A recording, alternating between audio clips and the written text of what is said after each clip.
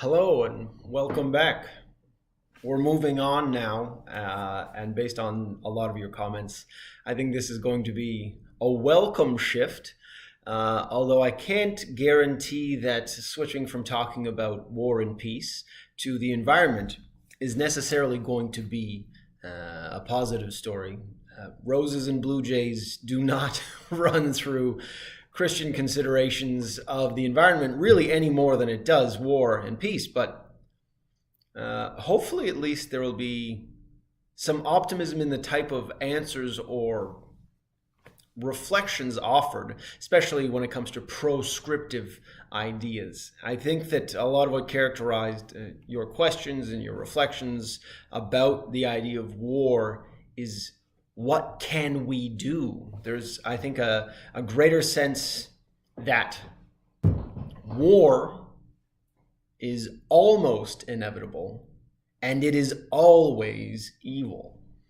So when we as Christians are called to consider how to negotiate or engage with that subject, there's almost always a type of fatalism, of wanting it to end, but believing that it won't end until the coming of the future kingdom. That's probably the thing that causes a lot of the negative feelings associated with the last few weeks. But again, if we're hoping just for a beautiful walk through the unbesmirched garden, unfortunately, you may be disappointed. So I suspect there are a variety of opinions, even right now amongst those of you in this course, over the role and potential future for the Christian church and the way that it relates to the environment. You might be hoping that in this section you will get a vindication, sort of a confident rebuttal of the idea that Christianity could in any way be complicit with the destruction of the natural world, that Christians could be responsible for destroying species, ruining the climate, making the world itself uninhabitable. Since, after all, the Bible says that we're supposed to be good stewards of the earth. And God declares in Genesis that it was good when he made the earth, and we can presume that that opinion still stands. Ergo, the appropriate Christian attitude towards the environment should be that we ought to respect it, and we have been respecting it for a good long time. Now, some of you might also be secretly smug, hoping that in this moment or over these next few weeks, something will confirm your suspicions that Christianity, especially that kind of Christian, whatever your version of that is, but that type of Christian rightly deserves blame for the way that they act like divine trust fund kids. They think that God has provided his people with a storehouse of natural resources, which their dominion gives them free rein to access, especially since it's all going to burn anyways, right? Now, if either of those statements resonated, either that we as Christians are uniquely equipped to care for the created order, or that Christians, especially they, are inescapably linked to environmental degradation and abuse of the world, I think that on either side, there is a need for a coherent account, not just of whether we ought to be boosters or knockers, but that Christianity has to answer for some of its opinions. And I think some of that gets down to whether we want to speak about the idea of blame or responsibility, because these are different things. There is perhaps blame to be assigned, and there are perhaps responsibilities that accrue to us as stewards, but that they're different. Now, a lot of the readings that you'll encounter this week hinge on one specific word, and that's dominion. Even more than environment, we'll be asked to consider through Augustine, Aquinas, and Luther all what it means to have dominion. So in the case of all three authors, they make reference explicitly to Genesis chapter 1, verse 28, which says, "And God blessed them," they being Adam and Eve, "and God said to them, Be fruitful and multiply, and fill the earth and subdue it, and have dominion over the fish of the sea, and over the birds of the heavens, and over every living thing that moves on the earth." So right off the bat, there are two parts that get our attention: the idea of subduing the world and dominion. So we're talking about the term dominion especially, but the first word is just as, if not more problematic to Christian accounts of the environment. Subdue it. In the Hebrew, this is a reference to what you would do to a slave. It's often associated with whipping or putting down. So if Christians are to subdue the earth, there seems to be a fundamental disparity, a relationship of humans being put not only in authority, but with the expectation that that authority requires a type of beating back of the bushes, that the world is out to get us, that it's wild and untamed, and that we ought to make it fruitful. Now, in addition to these terms, subduing and dominion, there's also a question of what we mean, not just by the environment, but I think especially, let's call it what it is, the environmental crisis. Whether we want to talk about climate change or pollution, the environmental crisis that we as a society today are being called to respond to is a surprising way of framing things, because an environment presupposes a sort of anthropocentric viewpoint. So in the natural sciences, when you encounter an ecological crisis, this is a technical term for a change, disruption, or degradation of a particular species' environment. So you can have an ecological crisis in a given area. For example, particular kinds of pollution affecting groundwater after the tailings of a coal mine burst will create an ecological crisis that is localized. But when we speak of the environmental crisis, not an ecological crisis, there's really one environment for one species, which is ours. That's I think often what happens when we talk about the environment. It's the environment of the human species, which goes everywhere, and it affects everywhere. We are very aware of how cycles of life within the ocean, whether it's plankton and diatoms on the surface, creating oxygen for us to breathe, and then dying and feeding, and then sinking through the ocean, and then feeding that entire ecosystem that then generates life in the ocean. This relates to the human food chain for most of the world. 70% of the world gets the majority of their protein from fish or things that come from the ocean. And we know just recently there's been coverage about how plastic has been found in every inch of the deep sea. So plastic specimens were just pulled from the Marianas Trench. There is no part of the world that doesn't relate to the human environment. So our ecological crisis is coterminous with the world in a way that is perhaps not the same for any other species.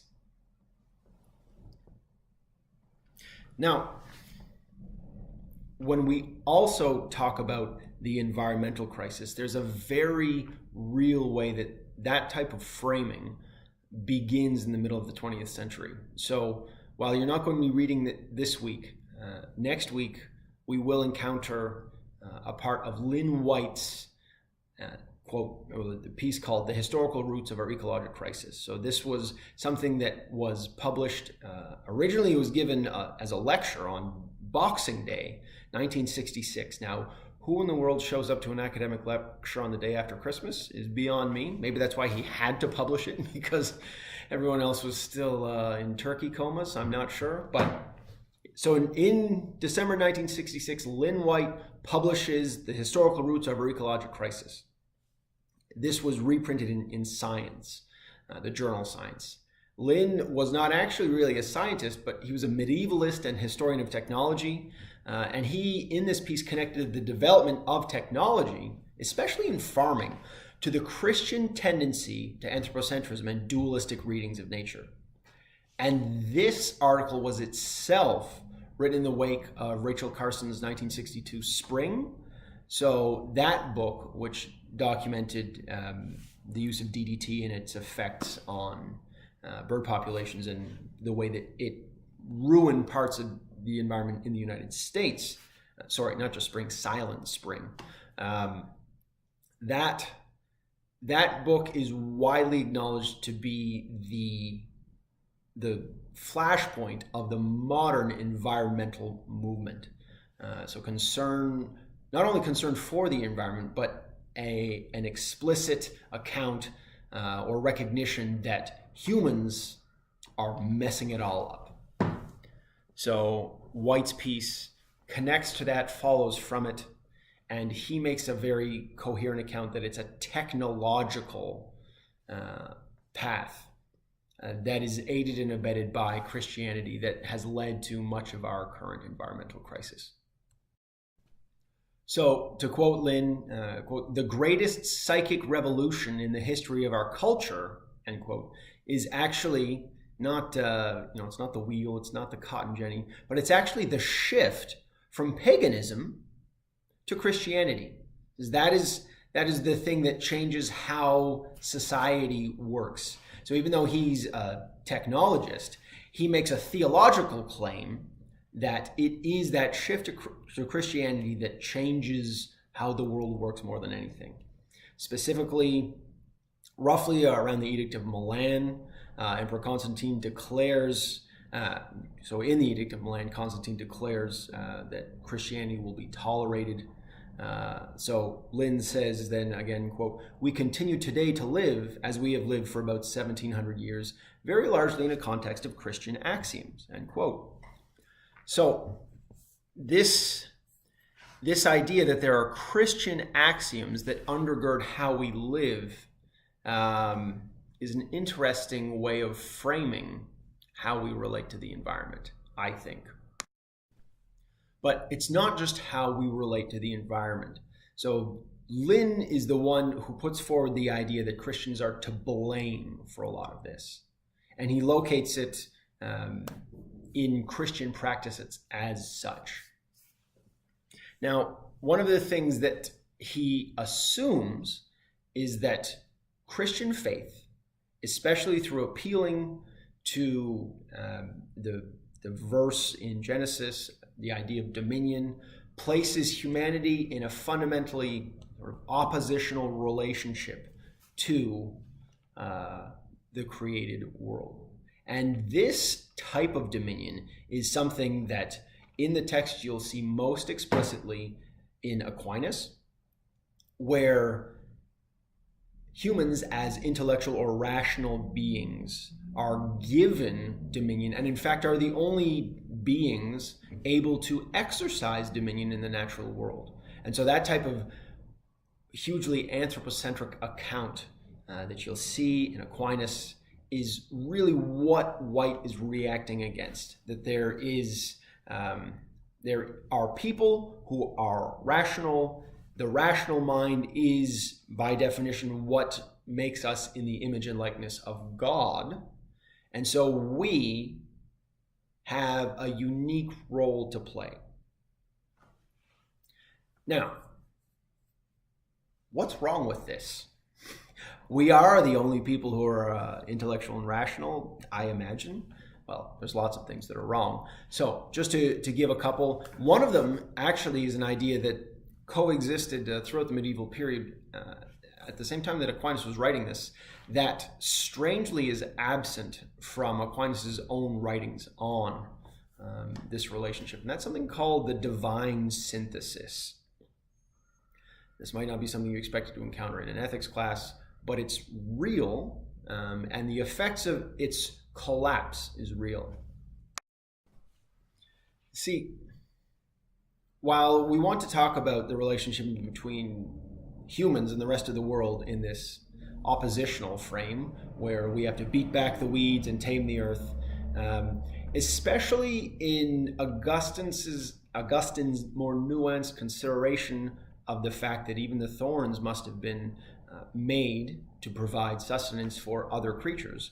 There existed, rather than a 2-point relationship, a 3-point way of considering the world in which there was God. God is, let's say, the top of this little triad. God has a relationship to humanity. God also has a relationship with the rest of the created order. And humanity has a relationship to the rest of the created order.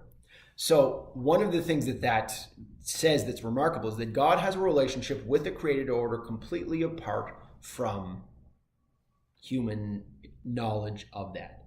And so while Augustine waxes poetic about just why is it that humanity wasn't called good in and of itself, is it because we are the capstone on the end of creation? Is it because we're actually not good? One of the things that does happen is that there's an admission that God thinks creation is good wholly apart from any ability of humans to interpret or engage with that. Now, that type of vision, that divine synthesis, does another thing. It doesn't just say that God has a relationship with the rest of the world, but fundamentally names those other things as good. Good entirely apart from their utility to human existence. So a tree, little copse in the woods, a babbling brook, these things are good in and of themselves in this model that we would call a divine synthesis. It is less so in a dyadic model that sees humans as the inheritors or guardians of God's sovereign power. So we are stand-ins in a type here in the created world, and so anything else only has utility or goodness insofar as we are able to use them. Those two models interact, and so even though we associate ideas of divine synthesis most strongly with the medieval period, it exists throughout church writings prior to this time, and it's really right around Aquinas that it does start to collapse. Going forward from that period in time, dominion starts to look like something more like the stereotypes that we have. The idea that the world exists for our benefit. Now, dominion, read through an Augustinian lens in this type of text, is actually something much closer to relationship. I cannot caution you enough to read the Augustine excerpt in full before your gears start grinding, before your alarms start going off, because there's what could at first seem to be a suspiciously anti-woman take if you don't read if you don't read Augustine carefully. Because what Augustine does is talk about relationship in terms of this dual creation dominion aspect. And by saying that there are some people who think that it is man that's created in the image of God, and that the creator-created distinction is mimicked in terms of our humanity's subordination to God over here. So we almost step down from God and man, step it down to man and woman. And so the woman plays the role of subordinate to the man, whereas here the man plays the role of subordinate to God. Augustine says no. Women, insofar as they are rational beings, are also created in the image of God. So what you actually have is the male and female both existing on this level. And what is sort of demonstrated by the existence of males and females within the human species is not a type of hierarchical ordering, but rather that creation as such is fundamentally relational. And so you have necessarily two types of humans, two sexes in this account, because there is a relationship required for the disclosure of creation. So while there are other passages that you'll find in Augustine that are deeply problematic in the way that he thinks about women, that's inescapable. At least here in his exegesis of Genesis, it's important to parse out from this text that what Augustine is saying is that men and women are equally endowed with rationality, and what rationality allows for is relationship.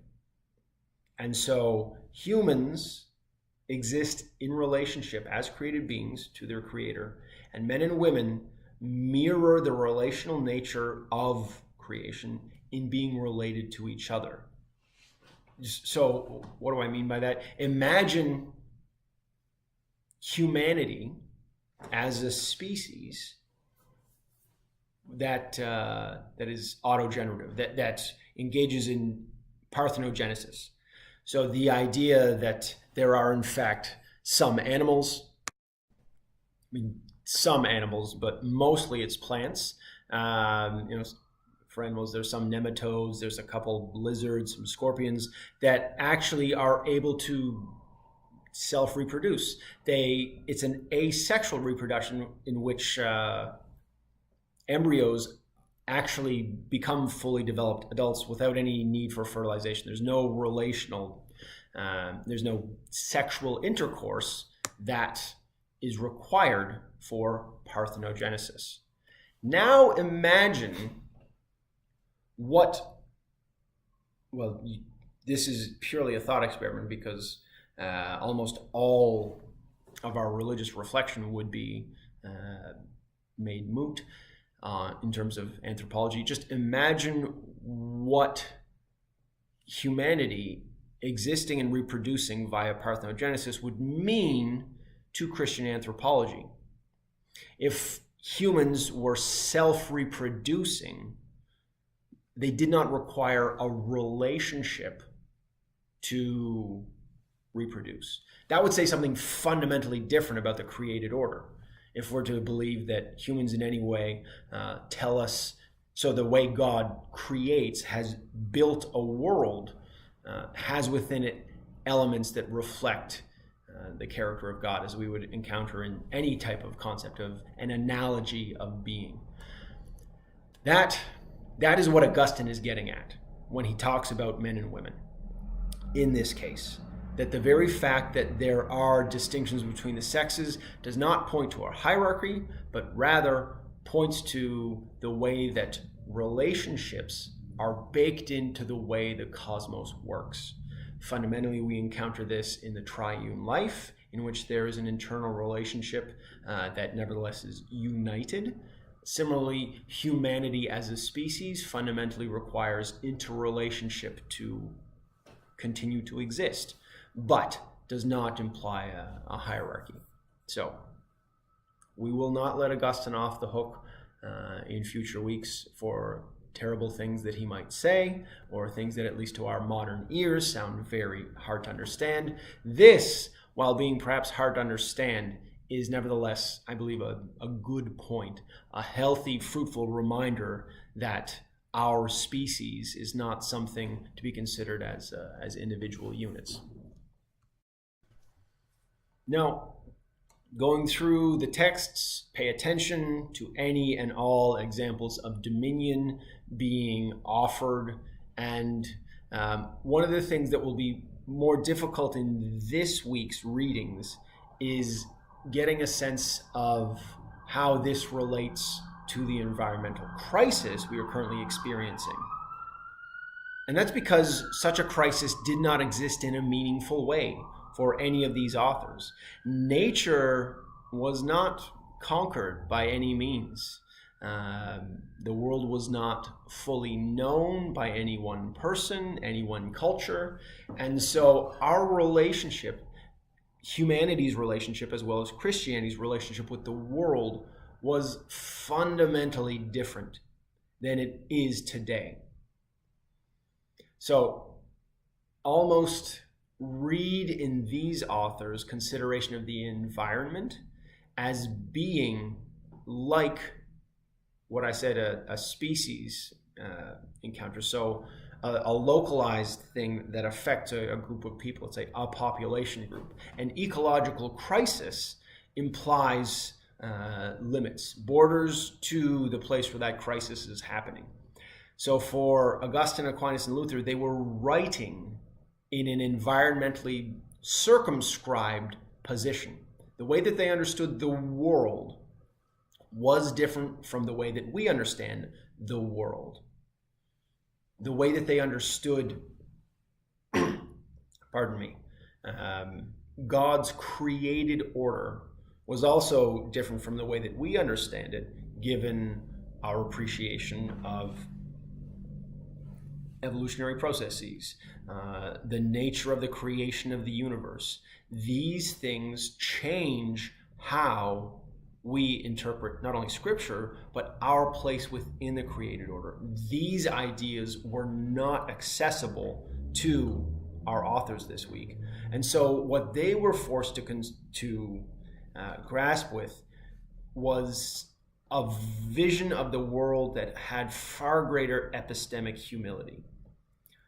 Now, by that I mean just epistemology, what they know. So epistemic humility. There was less certainty with regards to the way the world works, the way the environment existed and had existed. And you find an attempt to account for humanity's place in the world, or our relation to it, that made far fewer, almost no attempts to connect to the explicit ordering of the world. Augustine's references to thorns and thistles feeding birds might sound a little bit like early natural philosophy, which related a scientific principle to human observation and perhaps ethical concerns or metaphysical concerns for how the world works. But it's very difficult, given our explosion of scientific knowledge, to read these and get a sense of how their ideas affect us today.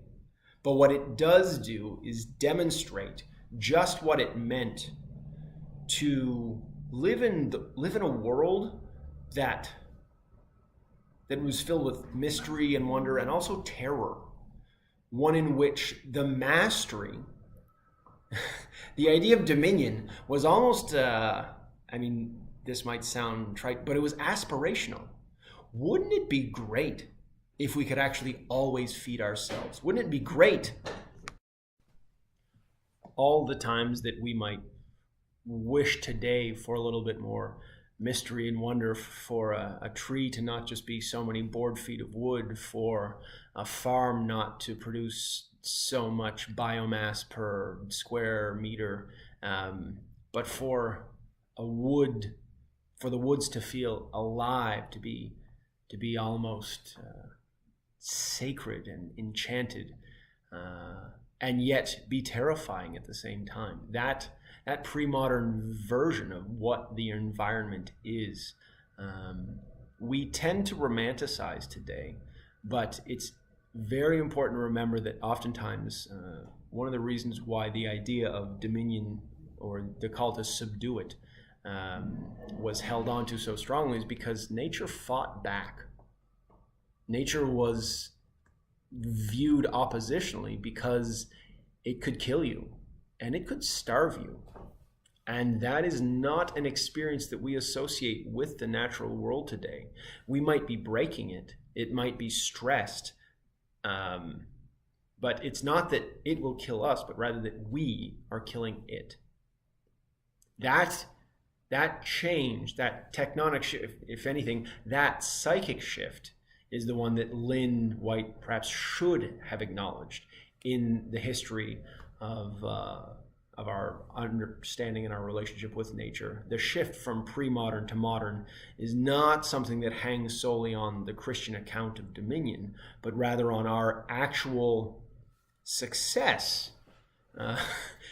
Recalling last week, perhaps our Pyrrhic victory when it came to actually subduing the world. Something that had far greater negative consequences for us and the world than we could have ever expected.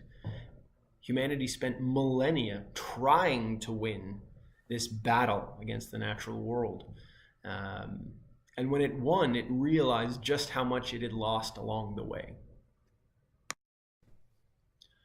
So with that said, you should have, as a matter of housekeeping, you should have later this evening all any remaining stragglers that have not yet received their op-eds, as well as the reflections for War and Peace, which I will be marking tomorrow. Let me know if you have any questions. Also, I will let you know that on Friday, when I upload the lecture reviewing these texts, I will also be putting up a document that gives a guideline for the final essay. It is, as I've said, a formal academic paper that I'll be asking for, but in terms of the actual questions that you'll be considered, there's going to be 3 separate questions. You can pick whichever one of the 3 you'd like to respond to, but all of the guidelines for that you will get on Friday. So let me know if you have any other questions about this, and happy reading to all of you.